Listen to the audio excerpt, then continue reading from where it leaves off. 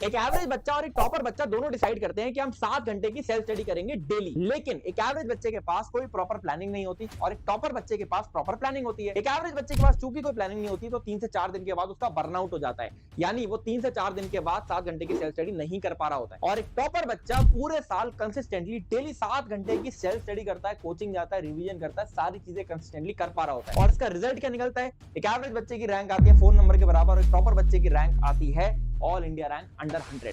अब देखो, एक टॉपर बच्चे के पास एक सही टाइम टेबल होता है जिसको वो फॉलो करके कंसिस्टेंसी अचीव कर सकता है और कंसिस्टेंसी भी सही टाइम टेबल से ही आती है। अब अगर मैं बात करूं तुम्हें एक सही टाइम टेबल बनाने से और कंसिस्टेंटली पढ़ाई करने से क्या रोक रहा है, वो है 3 चीजें। सबसे पहले डिस्ट्रैक्शंस, फोन की आवाज, आसपास घर की आवाजें, ये सब चीजें तुमको डिस्ट्रैक्ट कर देती हैं। दूसरी चीज, नो प्लानिंग, कोई भी ढंग की प्लानिंग तुमने नहीं बनाई हुई है जिसको तुम कंसिस्टेंटली फॉलो कर सको। और अगर तुम प्लानिंग करते भी हो तो वो बहुत अनरियलिस्टिक होती है कि मैं सुबह 5 बजे उठ जाऊंगा, मैं इतने घंटे की पढ़ाई करूंगा, उतने घंटे की पढ़ाई करूंगा। जो रियलिस्टिक प्लान होता ही नहीं है और 2 से 3 दिन से ज्यादा वो फॉलो ही ना हो पाता। और तीसरी चीज, लेस फोकस। अगर तुम्हारा फोकस बहुत ही कम है तो तुम चाहे 14 घंटे की पढ़ाई कर लो, चाहे 15 घंटे की पढ़ाई कर लो, मैटर नहीं करता। एक फोकस्ड 7 घंटे की पढ़ाई हमेशा बेटर होने वाली है विदाउट फोकस 50 घंटे की पढ़ाई से। अब आज की इस वीडियो में मैं आपको बताने वाला हूं कि नॉन स्कूलिंग और स्कूल जाने वाले बच्चे दोनों के लिए एक ऐसा टाइम टेबल जिसको अगर आप फॉलो करते हो कंसिस्टेंटली तो बहुत आराम से आप all India rank under 100 score कर सकते हो। देखो यार, मैंने 1000 से ज्यादा जेईई एस्पायरेंट्स को आईआईटीज और एनआईटीज पहुंचाया है, 10,000 से ज्यादा जेईई एस्पायरेंट्स को गाइड किया है और मैंने एक चीज रियलाइज करी है कि सही टाइम टेबल एक सबसे बड़ा डिफरेंस होता है एक एवरेज बच्चे में और एक टॉपर बच्चे में। और इसको डिजाइन करने के लिए आज मैं आपको एक 5 स्टेप प्रोसेस बताने वाला हूं। अब वीडियो में आगे बढ़ने से पहले जल्दी से चैनल को सब्सक्राइब कर लो क्योंकि ऐसी वीडियोस लाके मैं तुम्हें टॉप 100 में ना रैंक दिला के रहूंगा और ये चीजें सिर्फ यही मिलेंगी। और जल्दी से कमेंट सेक्शन में बताओ कि तुम कितने घंटे पढ़ाई करते हो। तो चलो यार स्टार्ट करते हैं। तो सबसे पहले समझो कि सबसे इंपॉर्टेंट चीज, अगर तुम डेली 7 से 8 घंटे की सेल्फ स्टडी और 4-5 घंटे का अगर मैं कोचिंग मिला लूं तो 12 से 13 घंटे की अगर तुम डेली कंसिस्टेंटली पढ़ाई करना चाहते हो तो सबसे इंपॉर्टेंट चीज यहां पर रहती है स्लीप। देखो यार, स्लीप में तुम्हारा ब्रेन जितनी भी मेमोरीज पूरे दिन की थी उसको एक जगह कंपाइल कर रहा होता है। तो अगर वो कंपाइलेशन वीक होता है तो तुम लॉन्ग टर्म में कोई चीजों को याद नहीं रख पाओगे। इसलिए कम से कम 6 से 7 घंटे की नींद रिक्वायर्ड है। जो बच्चे सोचते हैं 3-4 घंटे सो के भी हम अच्छी कंसिस्टेंट से पढ़ाई कर पाएंगे, बिल्कुल नहीं हो पाएगी। 6 से 7 घंटे की मिनिमम स्लीप लेनी होगी। दूसरा स्टेप है यार फोकस आवर। देखो यार, दिन के अंदर तुम्हें एक ऐसा घंटा ढूंढना है जहां पर तुम्हारा फोकस बहुत ही हाई होता है। ये ऐसे तुमको 2 घंटे ढूंढने हैं और इन 2 घंटे के अंदर तुम्हें अपना वीकेस्ट सब्जेक्ट के ऊपर फोकस करना है। बहुत सारे बच्चे बोलते हैं भैया मेरा मैथ्स वीकेस्ट सब्जेक्ट है, बट मेरे से मैथ्स क्यों नहीं बनती? इसलिए नहीं बनती क्योंकि तुम उस वीकेस्ट सब्जेक्ट को अपने सबसे थके हुए घंटे में उठाते हो।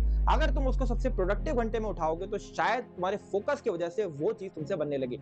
और ये चीज बहुत सारे एस्पायरेंट्स के साथ वर्क करी है।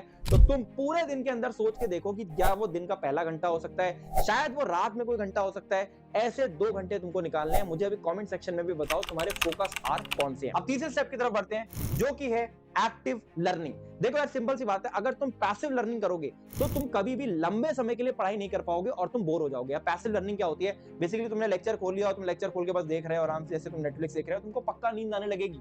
एक्टिव लर्निंग बोलती है कि अगर तुम कोई लेक्चर देख रहे हो तो साथ साथ नोट्स बनाते चलो, उस नोट्स को शॉर्ट नोट्स में कन्वर्ट करते चलो, उन शॉर्ट नोट्स को बार बार रिवाइज करने के लिए पूरा कागज टेस्ट करो। यानी खाली कागज ले लो, सारी किताबें बंद कर दो और रिकॉल करने की कोशिश करो कि टीचर ने क्या पढ़ाया था। क्वेश्चन साथ साथ लगाते चलो, कोई टॉपिक कंप्लीट हो गया साथ में सवाल लगाओ, टीचर के साथ में सवाल लगाओ लेक्चर के अंदर। इसको हम एक्टिव लर्निंग बोलते हैं, यानी आप एक्टिवली लर्निंग के ऊपर फोकस कर रहे हो।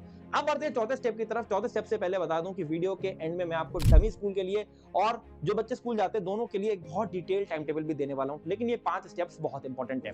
अब बढ़ते हैं फोर्थ स्टेप की तरफ, विच इज स्टडी एनवायरनमेंट। देखो, अगर तुम्हारा स्टडी एनवायरनमेंट मेसी होगा, क्लीन नहीं होगा तो तुम कभी भी लंबे समय के लिए पढ़ाई नहीं कर पाओगे। देखो यार, बहुत सिंपल सी बात है, हम ह्यूमंस हैं। हमारा जो दिमाग की स्थिति होती है ना, जनरली ऐसा बोला जाता है कि हमारे रूम की स्थिति भी वैसी ही हो रही होती है। अगर हम रूम में आसपास का एनवायरनमेंट मेसी रखेंगे तो हमेशा एक नेगेटिव एनर्जी आती है। अगर रूम में आसपास का एनवायरनमेंट क्लीन होगा, पॉजिटिव होगा, तो ऑब्वियसली हमें भी पॉजिटिव एनर्जी आएगी और हम लंबे समय के लिए पढ़ाई कर पाएंगे। तो आसपास की डेस्क टेबल क्लीन रखोगे, अच्छी पढ़ाई कर पाओगे। दूसरी चीज इसमें यार एक बहुत बेसिक सी बात ये थी कि पढ़ाई बेड पर बैठकर नहीं करनी है, प्रॉपर टेबल और कुर्सी पर बैठ के पढ़ोगे तो लंबे समय तक पढ़ाई कर पाओगे। और पांचवी चीज that is super important in all of this, एक वाटर बॉटल हमेशा अपने साथ में रखो। जितना ज्यादा तुम हाइड्रेटेड रखोगे खुद को, उतना लंबा तुम पढ़ाई कर पाओगे, उतना बेहतर तुम फोकस कर पाओगे। अब ये पांचों स्टेप अगर तुम एक साथ फॉलो कर लेते हो तो तुम खुद ही देखोगे कि कल से ही तुमको एक बहुत बड़ा फर्क दिखना चालू हो जाएगा। डिस्कस करते हैं वो टाइम टेबल जिसके बारे में मैं बात कर रहा था। सबसे पहले मैं बात करूंगा स्कूल गोइंग स्टूडेंट्स के लिए। तो अगर तुम स्कूल जाते हो तो तुम 8 बजे से लेकर 2 बजे तक मैक्सिमम स्कूल में रहते होगे। इसके बीच में अगर तुम 6 घंटे या 7 घंटे की सेल्फ स्टडी निकाल लेते हो और इसके बाद तुम्हारा 3-4 घंटे का कोचिंग होता है, तो इतना मोर देन इनफ है स्कूल के साथ में। अब ये हमें कैसे करना है, आओ देखते हैं। देखो सबसे पहले यार 8 बजे से लेकर 2 बजे तक, ठीक है, तुम्हारा स्कूल रहता है। तुम्हें ये कोशिश करनी है कि दिन में अगर तुम्हारा स्कूल 7 बजे से है तो थोड़ा 5 बजे उठ जाओ, ठीक है, 4:30 बजे उठ जाओ और 1 घंटे का स्टडी स्लॉट दिन में निकाल लो। ये 1 घंटे का स्टडी स्लॉट स्कूल जाने से पहले और 1 घंटे का स्टडी स्लॉट स्कूल आने के बाद, ये 2 घंटे किसी तरीके से अगर तुम निकाल लेते हो तो यार तुम समझ जाओ कि तुमने उस दिन में काम कर दिया है। इन 2 घंटे के अंदर तुम क्या कर सकते हो, तुम कोई चैप्टर अगर बैकलॉग हो गया तो उसे कंप्लीट कर सकते हो, तुम्हारे अगर कोचिंग के कोई नोट्स कंप्लीट नहीं हुए हैं तो नोट्स को कंप्लीट कर सकते हो, क्वेश्चन प्रैक्टिस वगैरह कर सकते हो, शॉर्ट नोट्स बना सकते हो, सारी की सारी चीजें कर सकते हो। जहां पर जो छोटी छोटी चीजें होती है जेईई प्रिपरेशन की, जैसे नोट्स कंप्लीट करना, कोई कॉन्सेप्ट समझ में आया था उसको रिवाइज करना, ये सारी की सारी चीजें यहाँ पर की जा सकती है। अब इसके अंदर अगर तुम्हें अपना फोकस आर मिल जाता है, जिसकी मैंने पहले बात करी थी, फोकस आर मतलब कि यहाँ पर तुम्हें कोई ऐसा घंटा मिल जाता है जहां तुम्हें लगता है कि यार यहाँ पर मेरा फोकस बहुत प्राइम लेवल पर लग रहा होता है, दिन का पहला घंटा हो सकता है, ये घंटा हो सकता है, तो वहां पर तुम क्या कर सकते हो कि तुम वहां पर अपने वीकेस्ट सब्जेक्ट की क्वेश्चन सॉल्विंग डाल सकते हो, जो भी तुम्हारा वीकेस्ट सब्जेक्ट हो सकता है। ठीक है, एक बार तुमने ये कर लिया, अब उसके बाद तुम्हारी कोचिंग होगी ऑब्वियसली, ज्यादातर कोचिंग अगर ऑनलाइन होगी ऑफलाइन होगी 3-4 बजे के बाद से शाम को 7-8 बजे तक चलती है। उसके बाद तुम घर आ गए, तुम थोड़ा आराम कर लो, आधे घंटे का नैप वगैरह ले लो। उसके बाद शाम को 8 बजे से लेके रात के 12 बजे तक एक 4 घंटे का स्लॉट लगा लो। अब इस 4 घंटे के स्लॉट में तुम्हें अपना कोचिंग का होमवर्क कंप्लीट करने के ऊपर फोकस करना है और प्राइम फोकस तुम्हारा क्वेश्चन सॉल्विंग की तरफ होना चाहिए। अब देखो हो सकता है 4 घंटे का स्लॉट बहुत बड़ा लग रहा हो, पर तुम क्या कर सकते हो, तुम 1 घंटे पढ़ाई करो, 10-5 मिनट का ब्रेक ले लो, फिर 1 घंटे पढ़ाई करो, 10-5 मिनट का ब्रेक ले लो, इस तरीके से कर सकते हो। बहुत सारे बच्चे बोलेंगे पोमोडोरो टेक्निक यूज कर लेंगे क्या, 25 मिनट पढ़ाई 5 मिनट ब्रेक, बिल्कुल नहीं। पोमोडोरो टेक्निक सबसे बड़ा स्कैम है जेईई एस्पायरेंट्स के लिए। अगर 25 मिनट पढ़ाई करके 5 मिनट ब्रेक ले लोगे तो तुम्हारा फोकस तो बस अभी बना ही था, अभी तुम टॉपिक की डेप्थ में गए थे कि तुमने ब्रेक ले लिया। तो मिनिमम 1 घंटे का स्लॉट तो जेईई की तैयारी अगर कर रहे हो तो इतना लगाना पड़ेगा। उसके बाद चाहे 5 मिनट 10 मिनट का ब्रेक ले सकते हो। ठीक है, तो इस तरीके का टाइम टेबल हो गया। इसके अलावा अब आप कहोगे कि ये 7 घंटे कैसे हुए, देखो यार 1 घंटा ये हुआ, 2 घंटे और 4 घंटे 6 घंटे ये हो गए।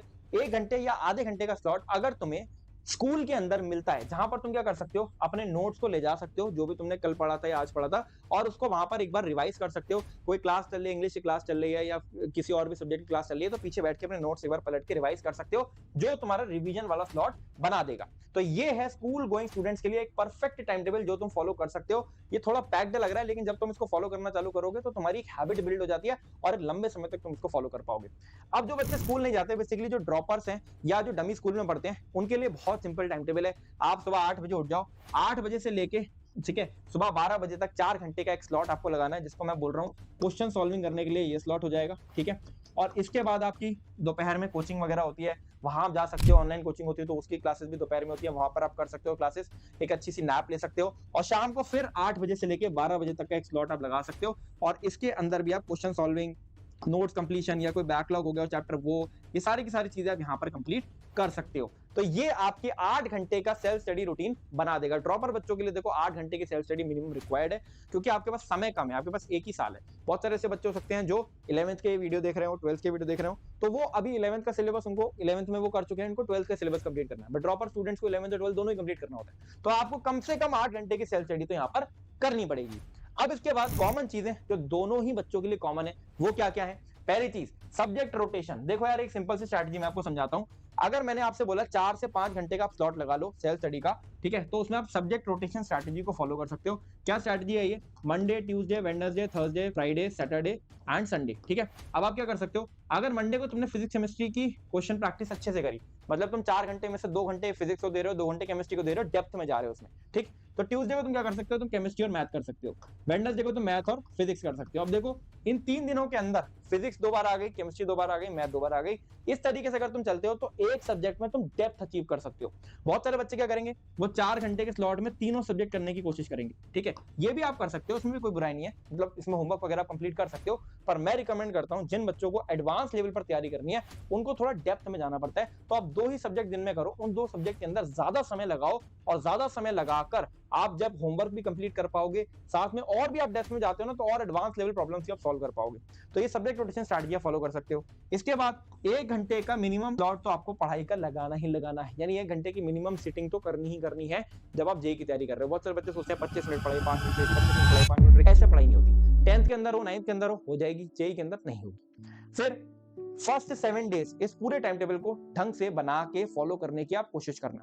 देखो पहले 7 दिन थोड़ा टफ पड़ता है, अगर आप आज से पहले कोई टाइम टेबल फॉलो नहीं कर रहे थे, एक रैंडम पढ़ाई कर रहे थे, पहले 7 दिन दिक्कत होगी करने में, लेकिन 7 डेज के बाद आपका एक फ्लो बन जाता है, आपकी एक हैबिट बन जाती है, और उस हैबिट में जब आप ढल जाते हो, उस रूटीन में जब आप ढल जाते हो, तो ये चीज बहुत आसान लगने लगती है।